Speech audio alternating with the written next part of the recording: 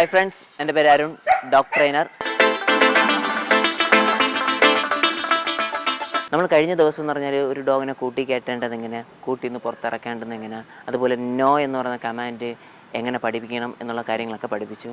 എന്നാൽ അടുത്ത് നമ്മൾ മനസ്സിലാക്കാൻ വേണ്ടി പോകുന്നതെന്ന് പറഞ്ഞാൽ ഒരു ഡോഗിനെ എങ്ങനെ ഗുഡ് ബോയ് എന്ന് പറയുന്ന കമാൻഡല്ല, അവൻ ചെയ്യുന്ന ഒരു പ്രവൃത്തി അത് നല്ലതാണ്, നമുക്ക് ഇഷ്ടപ്പെട്ടതാണ് എങ്കിൽ അത് നമുക്ക് ഇഷ്ടപ്പെട്ടു എന്നുള്ളത് എങ്ങനെ മനസ്സിലാക്കി കൊടുക്കാം. അതാണ് നമുക്ക് ഗുഡ് ബോയ് എന്നോ അല്ലെങ്കിൽ ക്ലിക്കർ ട്രെയിനിങ് എന്നോ പല രീതിയിൽ നമുക്കിതിനെ പറയാം. അപ്പോൾ അതിൽ നമ്മൾ പഠിപ്പിക്കുന്നതെന്ന് പറഞ്ഞാൽ ക്ലിക്കർ മെത്തേഡാണ്.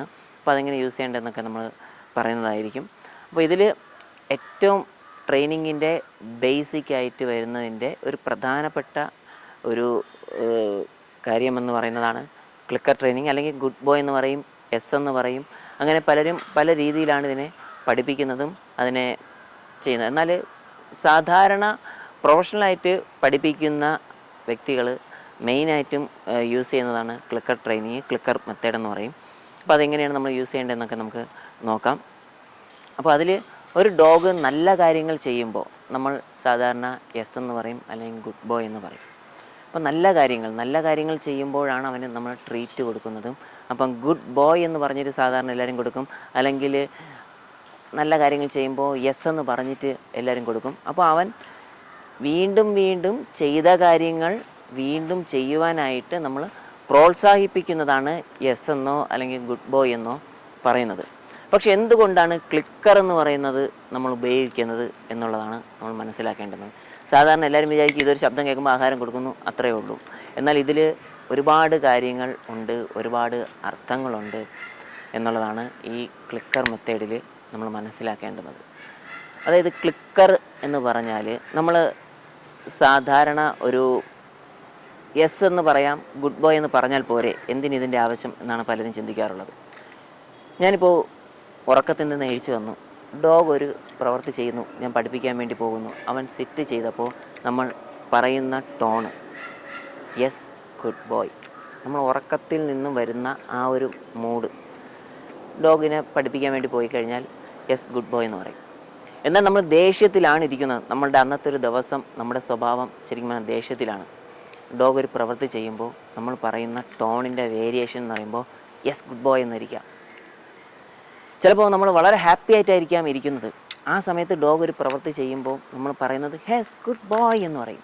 അപ്പോൾ ഇതിൽ വരുന്ന ആ ഒരു വേരിയേഷൻ്റേതായ ഇത് ഡോഗിന് മനസ്സിലായി എന്ന് വരത്തില്ല. അപ്പോൾ നമ്മൾ ഈ ക്ലിക്കറിൻ്റെ ഉപയോഗം അവിടെയാണ് വരുന്നത്. നമ്മൾ സന്തോഷത്തോടെ ഇരുന്നാലും ഇതിൻ്റെ ശബ്ദം ഒന്നാണ് വരുന്നത്, വിഷമത്തോടെ ഇരുന്നാലും ഇതിൽ നിന്ന് അടിക്കുന്ന ശബ്ദം ഒരേ ശബ്ദമാണ് വരുന്നത്. അപ്പോൾ ആ ഒരു ശബ്ദത്തിൻ്റേതായൊരു വേരിയേഷന് ചേഞ്ച് വരാതിരിക്കാനും ഡോഗ് ചെയ്തത് കറക്റ്റ് എന്ന് പറയുന്നതിന് പകരം കറക്റ്റ് എന്ന് ക്ലിക്കർ കൊണ്ട്, അതായത് ഇതുകൊണ്ട് മാർക്ക് ചെയ്യുന്നതാണ് ക്ലിക്കർ. അവിടെയാണ് നമ്മുടെ ക്ലിക്കറിൻ്റെ ഉപയോഗം വരുന്നത്. യൂസ് ചെയ്യുന്നത് ഒരുപാട് പേര് പല രീതിയിലും യൂസ് ചെയ്യാറുണ്ട്, പല മെത്തേഡുകളിൽ യൂസ് ചെയ്യാറുണ്ട്. നമ്മൾ ഡോഗ് ചെയ്തത് ശരിയാണ് എന്ന് പറയുന്നതിന് പകരം, എസ് എന്ന് പറയുന്നതിന് പകരം നമ്മളിത് ഉപയോഗിക്കുന്നു, ഫുഡ് കൊടുക്കുന്നു. അതാണിതിൽ മനസ്സിലാക്കേണ്ടുന്ന പ്രധാനപ്പെട്ട കാര്യം. അപ്പം നമുക്ക് നല്ല കാര്യങ്ങൾ ചെയ്യുമ്പോൾ നമുക്ക് സാധാരണ എന്ന് പറഞ്ഞാൽ നമുക്ക് ചിന്തിച്ചാൽ മനസ്സിലാവും, നമ്മളുടെ വീട്ടിൽ ഒരുപാട് പേര് ഡോഗ്സിനെ വളർത്തും. അപ്പോൾ നമ്മൾ നോ പറയുമ്പോൾ അവന് ഫുഡോ ട്രീറ്റോ അല്ലെങ്കിൽ അവന് പെറ്റിങ്ങോ ഒന്നും ചെയ്യാൻ പാടില്ല. അതുപോലെ തന്നെയാണ് ഗുഡ് ബോയ് എന്നോ ക്ലിക്കർ അടിക്കുകയോ യെസ് എന്നോ പറഞ്ഞാൽ നമ്മൾ നിർബന്ധമായിട്ടും അവന് ഫുഡ് കൊടുക്കുക. ഇപ്പം നമ്മളുടെ മനസ്സിൽ ഇപ്പോൾ ഒരു മധുരം എന്ന് പറഞ്ഞാൽ നമ്മുടെ നാവിൽ ആദ്യം എത്തുന്ന പറഞ്ഞാൽ ഒരു തേനാകാം, പഞ്ചസാരയാകാം, നല്ല മധുരമുള്ള ഒരു സാധനമായിരിക്കാം നമ്മുടെ മനസ്സിൽ വരുന്നത്. നേരെ മറിച്ച് നമുക്കൊരു കയ്പ്പ് എന്ന് പറഞ്ഞാൽ പെട്ടെന്ന് നമുക്ക് ഇപ്പം പാവയ്ക്കയോ അങ്ങനത്തെ ആ ഒരു ഇതുപോലെ, അതുപോലെ തന്നെ ഡോഗിൻ്റെ മനസ്സിൽ ഗുഡ് ബോയ് അല്ലെങ്കിൽ യെസ് എന്ന് പറഞ്ഞാൽ അവരുടെ മൈൻഡിൽ എപ്പോഴും വരുന്നത് ആ ഒരു ക്ലിക്കർ അടിച്ചു കഴിഞ്ഞാലോ വരുന്നതെന്ന് പറഞ്ഞാൽ നല്ല സാധനങ്ങൾ അല്ലെങ്കിൽ ഫുഡായിരിക്കാം, ട്രീറ്റ് ആയിരിക്കാം. അപ്പോൾ അതൊരു കാര്യം ചെയ്തത് കൊണ്ടാണ് എന്നുള്ളത് ഡോഗിന് എപ്പോഴും മനസ്സിലാക്കി കൊടുക്കുക എന്നുള്ളതാണ് ഇതിൽ പ്രധാനം എന്ന് പറയുന്നത്.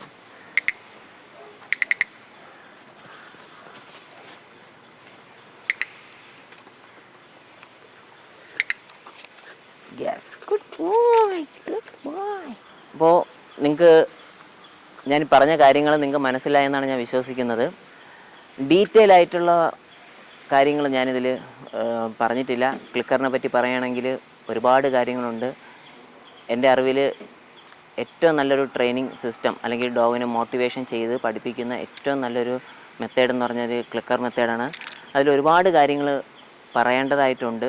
പക്ഷെ ഞാനത് ഡീറ്റെയിൽ ആയിട്ട് പറയാത്തതിൻ്റെ കാരണം എന്ന് പറഞ്ഞാലും എല്ലാവർക്കും അവരുടേതായ ട്രെയിനിങ്, അതായത് ഓരോ ട്രെയിനേഴ്സിനും അവരുടേതായ ഒരു മാസ്റ്റർ പീസ് എന്ന് പറയുന്ന സംഭവം കാണും.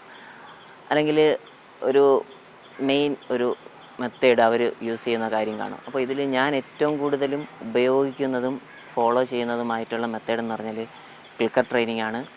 അപ്പോൾ അതിൽ ഒരുപാട് കാര്യങ്ങൾ പറയേണ്ടതായിട്ടുമുണ്ട്. പക്ഷേ അതിൽ നമ്മുടേതായ കുറച്ച് കാര്യങ്ങളുള്ളത് കൊണ്ടാണ്. നിങ്ങൾക്ക് എന്തെങ്കിലും സംശയമോ കാര്യങ്ങളോ ഉണ്ടെങ്കിൽ തീർച്ചയായിട്ടും എന്നെ വിളിക്കാം. നിങ്ങളുടെ സംശയങ്ങളോ കാര്യങ്ങളോ ഉണ്ടെങ്കിൽ ഞാൻ പറ്റുന്ന രീതിക്ക് ക്ലിയർ ചെയ്ത് തരുന്നതുമാണ്. തുടർന്ന് നിങ്ങളുടെ അഭിപ്രായങ്ങൾ കമൻ്റായിട്ട് രേഖപ്പെടുത്തുകയും എൻ്റെ നമ്പർ ഞാനിതിൽ കൊടുത്തിട്ടുണ്ട്.